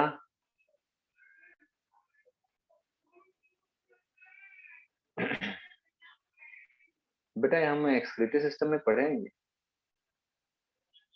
हाँ, एक्सेस ऑफ ग्लूकोज, हाँ glucose in urine, glucose in urine. Urine में जब ग्लूकोज आना चालू हो जाता है, ठीक है, यूरिन में जब ग्लूकोज पास होना चालू होता है तो उसको हम क्या बोलते हैं? ग्लाइकोसूरिया। ठीक है, glucose in urine. Generally glucose पूरा एब्सॉर्ब हो जाता है बॉडी, ठीक है। जब लेकिन लेवल बहुत हाई होता है ब्लड में तो कुछ ग्लूकोज बॉडी से बाहर निकल जाता है। पॉलीफेजिया मतलब क्या होता है? एक्सेसिव ईटिंग, बहुत ज्यादा खाना खाते हैं लोग। एक्सेसिव ईटिंग क्यों? बॉडी की डिमांड बढ़ रही है, एनर्जी नहीं है, ग्लूकोज नहीं जा पा रहा है सेल में, तो बॉडी का हर एक सेल को एनर्जी की डिमांड होती है, तो हम जल्दी जल्दी खाते हैं। भले ग्लूकोज लेवल बढ़ा हुआ है लेकिन खाना जल्दी होता है, ज्यादा खाना होता है। पॉलीफेजिया मतलब एक्सेसिव ईटिंग, बहुत ज्यादा खाते हैं जब, उसको बोलते हैं। पॉलीडिप्सिया मतलब एक्सेसिव इनटेक ऑफ वाटर, पानी जल्दी जल्दी पीते हैं। क्यों जल्दी जल्दी पीते हैं, ये मैं बता चुका हूँ। क्यों जल्दी जल्दी पीते हैं, बताओ भाई रेणुका, क्यों जल्दी जल्दी पीते हैं पानी? जल्दी जल्दी खाएं, समझ गए कि ग्लूकोज बॉडी में जो है यूज नहीं हो पा रहा है, तो ज्यादा खाते हैं। पानी क्यों जल्दी पीते हैं, ज्यादा पानी क्यों पीते हैं? क्योंकि देखो बेटा, सॉल्यूट अगर यूरिन से जाएगा तो उसके साथ में वाटर भी उसको फॉलो करता है, चाहे नमक हो चाहे शुगर हो। अगर यूरिन के साथ में, यूरिन में अगर शुगर आ रहा है तो वो वाटर को भी खींच लेता है। तो यूरिन में बार बार क्या होगा बेटा, शुगर जाने के कारण बार ज्यादा पानी का लॉस होता है। ज्यादा पानी का लॉस होगा तो क्या होगा, हम ज्यादा, हमको प्यास भी लगेगा। तो पॉलीडिप्सिया में क्या होता है, एक्सेसिव इनटेक ऑफ वाटर। ठीक है, क्लियर है? Yeah.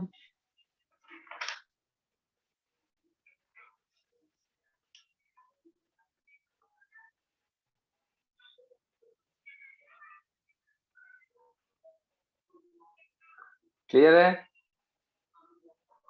Yes, sir. Then next लिखेंगे कीटोएसिडोसिस। कीटोएसिडोसिस, ये तो मैं लिखवा डाला हूं ना। कीटोएसिडोसिस में क्या होता है, ketone body plus acetone body, ऐसा लिख लिया है ना शॉर्ट में। Ketone body plus acetone body in blood increases. क्यों इंक्रीज होता है बोलो? Incomplete oxidation of fat. Due to incomplete oxidation of fat, है ना, ये इंपॉर्टेंट है। Due to incomplete oxidation of fat, which may lead to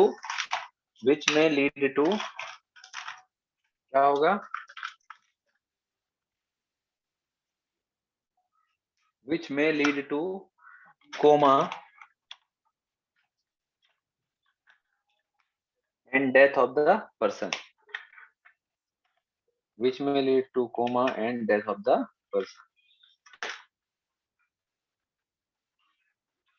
ketoacidosis अगर body में बढ़ जाएगा बेटा तो ब्रेन सेल्स बहुत ज्यादा डैमेज होते हैं, जिसके कारण इंसान कोमा में भी जा सकता है। इसीलिए बेटा क्या होता है, शुगर लेवल अगर बहुत बढ़ गया तो अचानक से कई बार चक्कर आ जाता है लोगों को। और ये कंडीशन अगर कंटिन्यू बना रहे बॉडी में तो क्या होगा, चक्कर आने के बाद अनकॉन्शियस हो गया, उसके बाद में भी वो कोमा में चले जाए। और ये कंडीशन और ज्यादा बढ़ा हुआ है तो कोमा से डेथ भी पॉसिबल है हाई ग्लूकोज के कारण। तो अल्टीमेटली हाई ग्लूकोज जो है वो बहुत सारे नुकसान करते हैं, किडनी डैमेज करता है, दूसरे ऑर्गन्स को डैमेज कर रहा है, उसके कारण कीटोएसिडोसिस हो रहा है। ये बहुत खतरनाक चीज होता है। डायबिटीज हो गया? Yes, sir. चलिए हटा दें, Yes, sir. Yes, sir. है ना। इंसुलिन का बेसिक बेसिक बता दिया हूँ, अगर कुछ दिक्कत होगा तो आप लोग बाद में पूछ लेना। हटाएं? Yes, Yes, sir. sir. अब गोनैड्स देखेंगे, अब सीधा हम गोनैड्स, लास्ट टॉपिक है हमारा।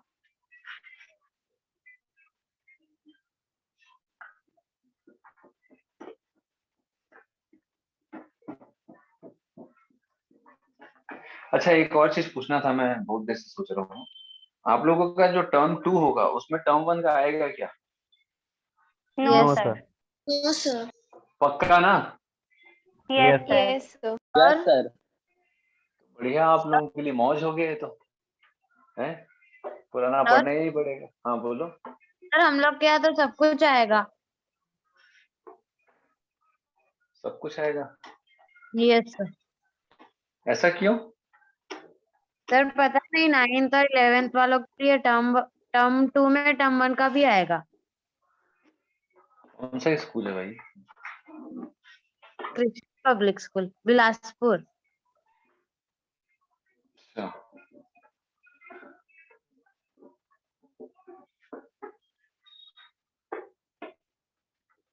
मेरा पूछने का मतलब इस ये था कि मैं टेस्ट में पुराने फिर दूं की, अगर आप लोगों का पुराना नहीं आएगा तो फिर टेस्ट में पुराना देने का मतलब ही नहीं है।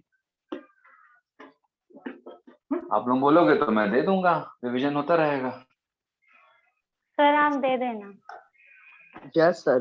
Yes sir. थोड़ा थोड़ा दे देंगे बीच बीच में, यस सर। ठीक है, बस और कुछ नहीं।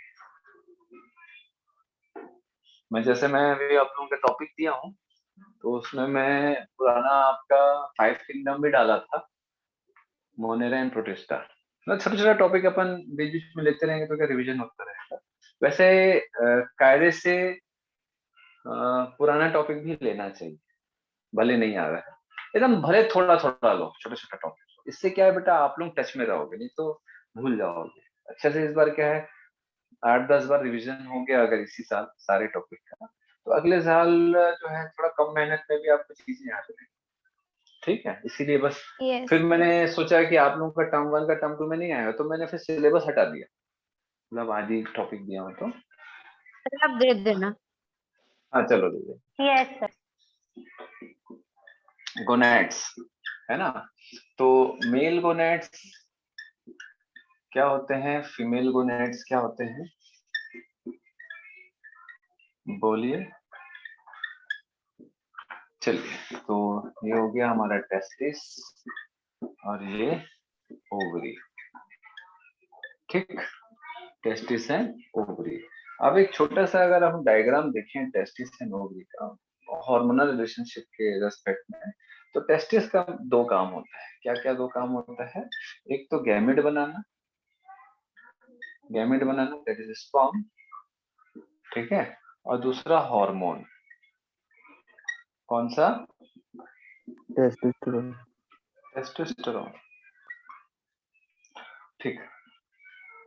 ओवरी का भी भाई सेम काम है, हार्मोन बनाना, और दूसरा गैमेट, ठीक है। तो गैमेट में क्या बनाएंगे भाई? एग। हार्मोन में क्या बनाएंगे? एस्ट्रोजन।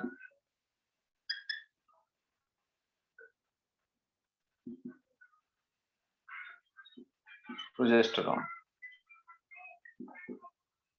क्वेश्चन क्या आता है कि ये जो हॉर्मोन्स हैं वो टेस्टिस और ओवरी में कौन बनाता है? इसके लिए अपन को एक छोटा सा स्ट्रक्चर बनाना पड़ेगा, है ना। तो टेस्टिस का एक छोटा सा अपन स्ट्रक्चर बनाएंगे।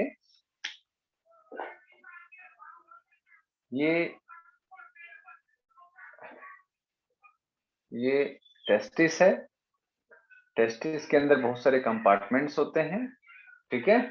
हर एक कंपार्टमेंट में सेमिनिफेरस ट्यूब्यूल्स होते हैं, ऐसे 2 to 3 सेमिनिफेरस ट्यूब्यूल्स होते हैं। बहुत ज्यादा अपना काम नहीं है, तो मैं ऐसे बेसिक बात बता रहा हूँ। ये सारे सेमिनिफेरस ट्यूब्यूल एक साथ फिर जुड़ते हैं, आगे जाकर के जुड़ेंगे, आगे जाकर के जुड़ेंगे, और फिर ये सब बाहर निकलते हैं, ठीक है। तो अब ये जो सेमिनिफेरस ट्यूब्यूल है, ध्यान से देखेंगे, इसको क्या बोलते हैं? Seminiferous tubule. आप लोग 10th में पढ़े थे ना ये? बोलो भाई, क्यों भाई, क्यों भाई, विश्वम्भर पढ़े हो कि नहीं 10th में? No sir. अरे भाई, कैसे, रिप्रोडक्टिव सिस्टम तो है ना ह्यूमन का, नहीं है? सर डिलीटेड हो गया। सर था। यस सर था, sir, पर हाँ। ये नहीं पढ़ा था मैं। ऐसे तो कोरोना में कोई हिसाब किताब नहीं था लोगों का, मतलब क्या आ रहा है क्या नहीं आ रहा है, रिपीट हो गया, है ना। पास आप लोगों का एग्जाम ही नहीं हुआ है मेरे ख्याल से, है ना, यस ऐसे सर। कुछ है ना। यस हाँ, सर। भले यस सर। Yes sir. पढ़े होगे अपन। क्या होता है ना कि एग्जाम जब रहता है तो हम ज्यादा फोकस्ड माइंड से पढ़ते हैं, ये फैक्ट। इसीलिए हम लोग हर हफ्ते आप लोगों का एग्जाम रखते हैं, लेकिन आप लोग क्या करते हैं, कभी दिए कभी नहीं दिए, ऐसा वाला काम चलता है आप लोगों का। बहुत छुट्टी मारते हैं ड्रॉपर, अगर एक टेस्ट में भी छुट्टी मारते हैं ना, तो हम लोग उनकी बैंड बजा देते हैं। मतलब क्यों छुट्टी मारे, क्यों टेस्ट नहीं दे रहे? क्योंकि हर दिन का जो प्रैक्टिस होता है, मतलब हर हफ्ते की जो प्रैक्टिस होती है, वही आपको आगे चल के 3 घंटे के पेपर के लिए तैयार करेगा। 3 घंटे का जो 180 मिनट होता है, वो आपके 2 साल 3 साल की जो प्रैक्टिस होती है, स्ट्रेटेजीज होती है टेस्ट देने की, वह, और प्रेजेंस ऑफ माइंड होता है एग्जाम के समय, एग्जाम का प्रेशर होता है, 3 घंटे अपने आप को बैठा के रखने का जो प्रेशर होता है, दिमाग चलाने का जो प्रेशर होता है, वो एक दिन में नहीं आता है, उसको काफी समय लगता है डेवलप होने में। तो टेस्ट दिया करो हमेशा। चलो, तो ये जो देखो बेटा, ये टेस्टिस है ना, ये टेस्टिस का स्ट्रक्चर अपन बता रहे हैं। तो टेस्टिस में कंपार्टमेंट्स है, कंपार्टमेंट में सेमिनिफेरस ट्यूब्यूल है। अब मैं एकदम ज्यादा इसका डिसेक्शन नहीं करूंगा। सेमिनिफेरस ट्यूब्यूल जो रहता है ये क्या बनाता है, प्रोड्यूसेस स्पर्म, खत्म, ठीक है, स्पर्म प्रोड्यूस Yes, करेगा, sir. ठीक है। ये जो सेमिनिफेरस ट्यूब्यूल है ब्लैक ब्लैक, इसके बीच बीच में अगर आप देखोगे तो कुछ स्पेस खाली है, इस स्पेस में कुछ छोटे छोटे सेल्स होते हैं। आप लोगों को दिख पा रहा है ये, यस दिख सर। रहा है ये? Yes, गोला गोला sir. बना Yes, रहा sir. हूं। ये छोटे छोटे सेल्स होते हैं, इनके सराउंडिंग में सेमिनिफेरस ट्यूब्यूल एक ट्यूब लाइक स्ट्रक्चर है। इस ट्यूब के अंदर सेल्स होते हैं जिसमें कि स्पर्म बनते हैं, ठीक है। तो ये जो सेमिनिफेरस ट्यूब्यूल के सराउंडिंग में बहुत सारे जो छोटे छोटे सेल्स होते हैं, उन सेल्स को बोलते हैं लेडिक सेल्स। इस सेल को बोलते हैं लेडिक सेल्स, ठीक है बेटा, क्लियर है। लेडिक सेल जो Yes, रहता है, sir. लेडिक सेल जो रहता है ये सिंथेसाइज करता है टेस्टोस्टेरोन, ठीक है, ये इंपॉर्टेंट है। Leydig cell synthesises testosterone, clear है। चलो अब आते हैं ओवरी में। तो ओवरी जो रहता है, अब इसका छोटा सा अगर हम डायग्राम देखें तो ये कुछ इस तरीके का है। ये यूट्रस है, यूट्रस का स्ट्रक्चर आप लोगों को मालूम होगा। यस बोलो। सर। Yes, sir. ये Yes, ओवरी sir. है, तो ये ओवरी है,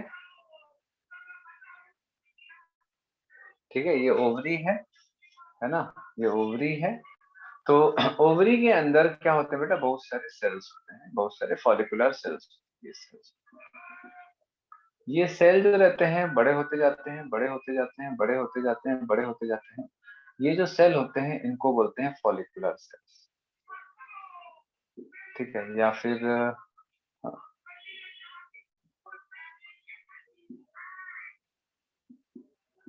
फॉलिकल्स, ठीक है, समझ आ रहा बात। ये क्या है, फॉलिकल्स हैं।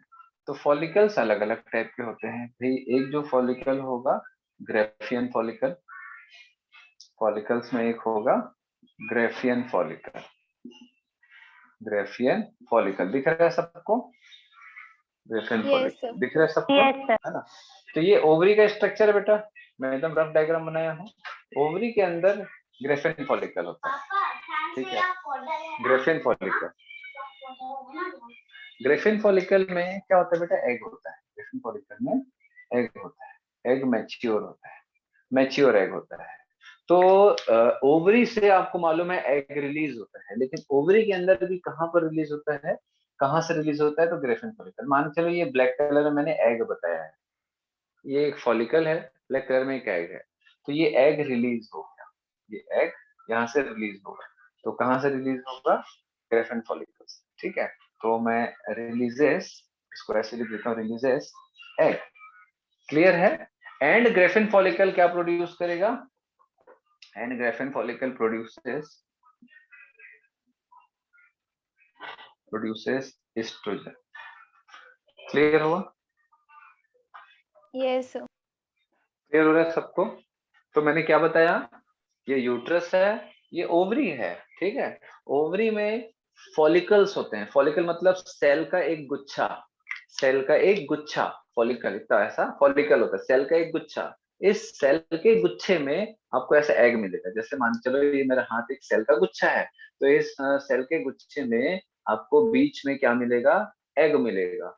तो ये जो एग मिलेगा किसमें, ग्रेफिन फॉलिकल में। तो ग्रेफिन फॉलिकल से एग ऐसे रिलीज होगा, रिलीज होगा और यहाँ से बाहर निकलेगा ओवरी से, और यूट्रस में आएगा, इधर फैलोपियन ट्यूब में आएगा। ये सब अपन 12th का बात है, ठीक है। तो यहाँ से एग रिलीज होता है ताकि स्पर्म उसको फर्टिलाइज कर सके, और एग रिलीज होकर के यहाँ आएगा और फैलोपियन ट्यूब में आएगा, और स्पर्म यहाँ पर आकर उसको फर्टिलाइज करेगा, ठीक है। तो एग रिलीज करेगा मतलब इसमें एग होगा। तो एग किसमें होगा, ग्रेफिन फॉलिकल में है। तो ग्रेफिन फॉलिकल और क्या करता है, एक हार्मोन सिक्रीट करता है जिसको बोलते हैं एस्ट्रोजन। तो जब भी, सर कैमरा ऑफ हो गया। हाँ हाँ मेरी Yes, आवाज आ sir. रही है ना, हाँ। तो जब भी क्या होता है कि जैसे प्यूबर्टी एज होता है, प्यूबर्टी एज आता है ना, 11 से 13 साल या 10 साल के बाद प्यूबर्टी एज चालू होता है फीमेल में। तो प्यूबर्टी एज के साथ में क्या होता है, मेंस्ट्रुअल साइकिल स्टार्ट होता है। तो मेंस्ट्रुअल साइकिल तभी स्टार्ट होता है जब ओवरी में ये प्रोसेस चालू होता है, मतलब एग का डेवलपमेंट चालू होता है। तो एग के डेवलपमेंट के साथ ही मेंस्ट्रुअल साइकिल स्टार्ट हो जाता है फीमेल में, ठीक है। तो हम लोग अगर अगर क्या है जैसे अपन पढ़ते हैं 10th में, आपने पढ़ा होगा सेकेंडरी सेक्सुअल कैरेक्टर का डेवलपमेंट। तो जो भी सेकेंडरी सेक्सुअल कैरेक्टर का डेवलपमेंट होता है due to influence of oestrogen hormone, क्या बोला मैंने, फीमेल्स में 10 साल के बाद जो सेकेंडरी सेक्सुअल कैरेक्टर का डेवलपमेंट होता है, लाइक जो हाई पिच वॉइस है, ठीक है। आप देखोगे बेटा प्यूबर्टी एज से फीमेल की वॉइस में चेंजेस आता है। पहले जो बच्चे लोगों का आवाज रहता है वैसा रहता है, फिर उसके बाद एक लड़कियों जैसी आवाज आती है, ठीक है। बच्चे का आवाज एक अलग होता है, लड़कियों का आवाज ये लड़कियों जैसी आवाज आती है, ठीक है। और मेमोरी ग्लैंड का डेवलपमेंट होता है, फीमेल लाइक कैरेक्टर का डेवलप, सारा चीज जो रहता है वो कब से चालू होता है, मेनली प्यूबर्टी एज से चालू होता है। तो प्यूबर्टी एज में ऐसा क्या होता है, ऐसे ऐसी क्या चीजें हो रही हैं जो बॉडी में चेंजेस ला रहा है, बॉडी में ऐसी क्या चीजें आ रही हैं जिससे कि बॉडी में चेंजेस आ रहे हैं, मेमोरी ग्लैंड का डेवलपमेंट हो रहा है, हाई पिच वॉइस आ रहा है, ठीक है, फीमेल लाइक हेयर अपीयरेंस हो रहा है ना। तो सारा चीज अचानक से हाइट बढ़ रही है, आवाज चेंज हो रहा है, ये सब जो रहता है वो प्यूबर्टी एज से जब एस्ट्रोजन रिलीज होना चालू होता है तो ये तेजी से सेकेंडरी सेक्सुअल कैरेक्टर का डेवलपमेंट करता है। तो ये एस्ट्रोजन कहाँ से आएगा, ओवरी में एग मैच्योर होना चालू होगा। तो एग जो रहता है वो ग्रेफिन फॉलिकल के अंदर, ग्रेफिन फॉलिकल मैच्योर हुआ, साथ ही साथ ग्रेफिन फॉलिकल क्या प्रोड्यूस करेगा, एस्ट्रोजन हार्मोन, और मैच्योर ग्रेफिन फॉलिकल से एग भी रिलीज होगा, है ना। समझ आ रहा बात आप लोगों को, क्लियर हो रहा है कि नहीं? Yes sir. यस है सर। ना। तो आपसे अगर क्वेश्चन आता है कि भाई मेल गोनेट से मतलब मेल में टेस्टोस्टेरोन कहाँ से सिक्रीट हो रहा है, तो आपको एक सिंपल बेसिक सा जो मालूम है ना, सिंपल बेसिक सा आंसर मालूम है, टेस्टोस्टेरोन। लेकिन आपसे पूछे टेस्टोस्टेरोन में कहाँ से कौन सिक्रीट कर रहा है, टेस्टोस्टेरोन सॉरी टेस्टिस से टेस्टोस्टेरोन बन रहा है। लेकिन आपसे स्पेसिफिकली पूछे कि भाई टेस्टिस में टेस्टोस्टेरोन कहाँ से आ रहा है, कौन बना रहा है, कौन बना रहा है, सेमिनिफेरस ट्यूब्यूल के सराउंडिंग में कुछ सेल्स होते हैं जिसको बोलते हैं Leydig cell, Leydig cell synthesise करता है टेस्टोस्टेरोन। क्लियर है, Yes, तो समझ sir. आया। Yes sir. वही अगर हम बात करें ओवरी, ओवरी से एस्ट्रोजन और एग रिलीज होता है। तो oestrogen hormone that is female sex hormone, oestrogen को हम फीमेल सेक्स हार्मोन बोलते हैं, प्रोजेस्टेरोन को हम प्रेगनेंसी हार्मोन बोलते हैं। तो ये जो फीमेल सेक्स हार्मोन है फीमेल में, ये ओवरी से आता है, लेकिन ओवरी में भी स्पेसिफिकली कहाँ से, tertiary follicle and Graafian follicle. आपको बेसिकली ग्रेफिन फॉलिकल ध्यान रखना है, Graafian follicle producer oestrogen hormone.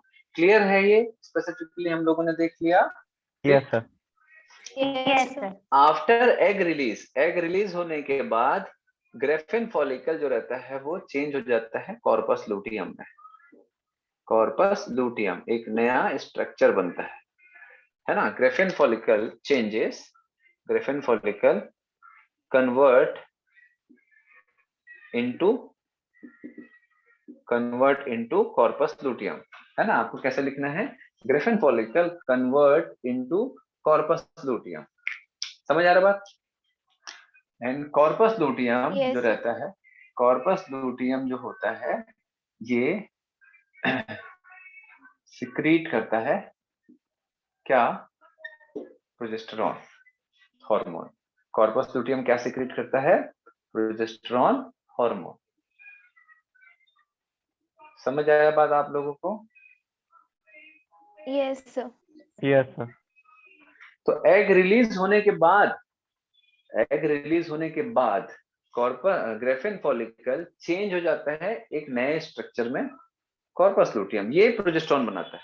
तो बॉडी में तो एस्ट्रोजन फीमेल के पहले भी बन रहा था, एड्रिनल ग्लैंड से, एड्रिनल कॉर्टेक्स से, याद आ रहा है आप लोगों को। फीमेल की बॉडी में तो पहले भी Yes, एस्ट्रोजन sir. बन ही रहा था एड्रिनल कॉर्टेक्स से, है ना। और एग के डेवलपमेंट के साथ ही एस्ट्रोजन भी बन रहा था। लेकिन प्रोजेस्टेरॉन कब बनता है, जब कॉर्पस लूटियम बनता है, मतलब एग रिलीज होने के बाद कॉर्पस लूटियम प्रोजेस्टेरॉन बनाता है, ठीक है। तो इसीलिए कॉर्पस लूटियम को हम टेम्पररी एंडोक्राइन ग्लैंड बोलते हैं। क्या बोलते हैं, टेम्पररी एंडोक्राइन ग्लैंड। क्लियर हो रहा है। Yes, sir. है ना, लिखना है तो लिख सकते हो। इसलिए कॉर्पस लूटियम टेम्पररी क्यों, ये नॉर्मली बॉडी में बन के नहीं रहता है। सब नॉर्मली ये जो हार्मोन है नॉर्मली नहीं बनेगा, कब बनेगा, एग रिलीज होगा तब। मतलब एग कब रिलीज होगा, मेंस्ट्रुअल साइकिल 28 डेज का साइकिल होता है, तो mid of the menstrual cycle के बाद प्रोजेस्टेरोन रिलीज होना चालू होता है, नॉर्मली नहीं। ठीक है, और वो भी कुछ दिन के लिए बनता है, वो भी कुछ दिनों के लिए ही बनता है, एक आध हफ्ते से ज्यादा नहीं रिलीज होता है, सिर्फ एक हफ्ता, है ना, 7-8 दिन के आसपास ही प्रोजेस्टेरोन रिलीज होता है, इसलिए इसको टेम्पररी एंडोक्राइन ग्लैंड को। बाकी का मैकेनिज्म जो है वो पूरा हम 12th में पढ़ते हैं। चलो अब बात ये आता है कि भैया ये क्यों बना रहा है, ये क्यों बना रहा है ये, क्योंकि हर हार्मोन जो रहता है, मैक्सिमम टाइप के हार्मोन किसी न किसी के स्टिमुलेशन से बनता है। तो मैं जिससे पूछूंगा वही बताएंगे, आयुष श्रीवास बताएगा कि भैया ये जो लेडिक सेल है, ये जो Graafian follicle that is ovary है, तो टेस्टिस और ओवरी को ये हार्मोन सिंथेसाइज करने के लिए कौन से हार्मोन जो है स्टिमुलेट करेंगे, बोलिए आयुष श्रीवास, बोलो भाई, कौन सा हार्मोन स्टिमुलेट करेगा। अरे बेटा, टेस्टिस और ओवरी को ये हार्मोन एस्ट्रोजन प्रोजेस्टेरोन बनाने के लिए कौन सा हार्मोन स्टिमुलेट करेगा,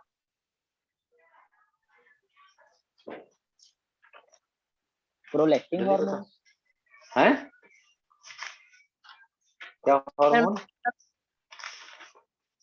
क्या बोले बेटा, नहीं समझ आया। Sir, prolactin hormone.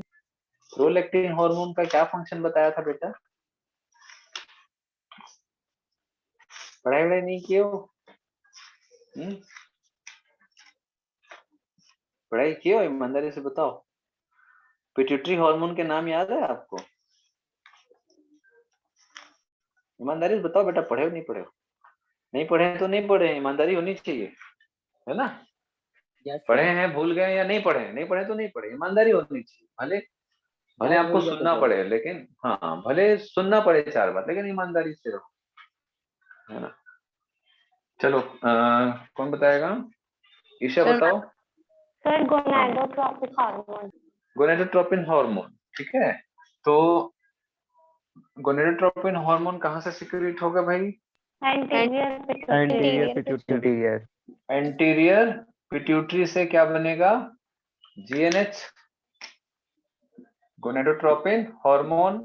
ये गोनेडोट्रोपिन हार्मोन का काम क्या है, गोनेड्स को स्टिमुलेट करना, male gonad and female gonad, that is testis and ovary, समझ आ रहा बात, ठीक है।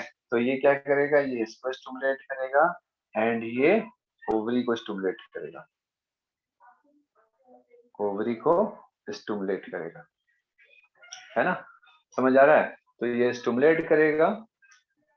अब ये जीएनएच 2 टाइप का होता है, एक एफएसएच और एक एलएच, समझ आ रहा बात, एफएसएच एंड एलएच। तो गोनेडोट्रोपिन हार्मोन इनको स्टिमुलेट करेगा, टेस्टिस को और यहाँ पर ओवरी को, फिर ये हार्मोन सिंथेसाइज एंड सिक्रेट होंगे। क्लियर है बात, yes Yes, sir. Yes Yes, sir.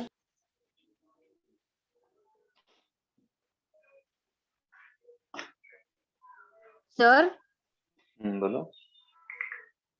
Sir ऐसा क्यों है, मतलब फीमेल में 2-2 हार्मोन बन रहा है और मेल में एक ही बन रहा है। तो बेटा मेल में अपने को कोई एक एक्स्ट्रा, मतलब कोई एक एक्स्ट्रा चीज की जरूरत नहीं पड़ती है, जैसे फीमेल में एक्स्ट्रा चीज की जरूरत पड़ रही है, क्या एक्स्ट्रा चीज की जरूरत पड़ रही है भाई, जैसे मेल में मान के चलो जो भी सेकेंडरी सेक्सुअल कैरेक्टर का डेवलपमेंट है, दाढ़ी मूछ है, हाई पिच वॉइस है, मस्कुलर डेवलपमेंट है, मसल्स का डेवलपमेंट है ना, ये सारी चीजों के लिए एक हार्मोन है। वैसे ही फीमेल में भी हाई पिच वॉइस है, मेमोरी ग्लैंड का डेवलपमेंट है, सेकेंडरी सेक्सुअल का डेवलपमेंट है, हेयर्स का ग्रोथ है, ठीक है, ब्रॉड पेल्विक गिर्डल का जो ग्रोथ है, गर्ल्स जैसा बिहेवियर का ग्रोथ है, ये सारी चीजों के लिए एक ही हार्मोन रिस्पॉन्स है, एस्ट्रोजन। लेकिन फीमेल्स में एक और फीचर आएगा, क्या, फीटल डेवलपमेंट, प्रेगनेंसी। तो प्रेगनेंसी के लिए फिर एक सेपरेट हार्मोन बनता है, दैट इज प्रोजेस्टेरोन, ठीक है।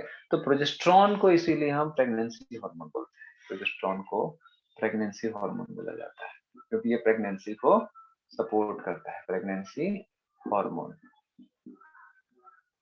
इसीलिए हम इसको प्रेगनेंसी हार्मोन बोलते हैं। ठीक है, तो मैंने बताया आपको ये एक आध ही हफ्ता बनता है किसमें, नॉन प्रेग्नेंट फीमेल में। लेकिन जब प्रेगनेंसी स्टार्ट होती है तो मेन रोल फिर इसी हार्मोन का आता है, इसीलिए। ठीक है, तो भाई ओवरी से ये हार्मोन बन रहा है इसके थ्रू, प्रोजेस्टेरोन। ठीक है, ये कुछ ही दिन बनता है, ठीक है, 7-8 दिन के आसपास बनेगा, उसके ये खत्म हो जाता है।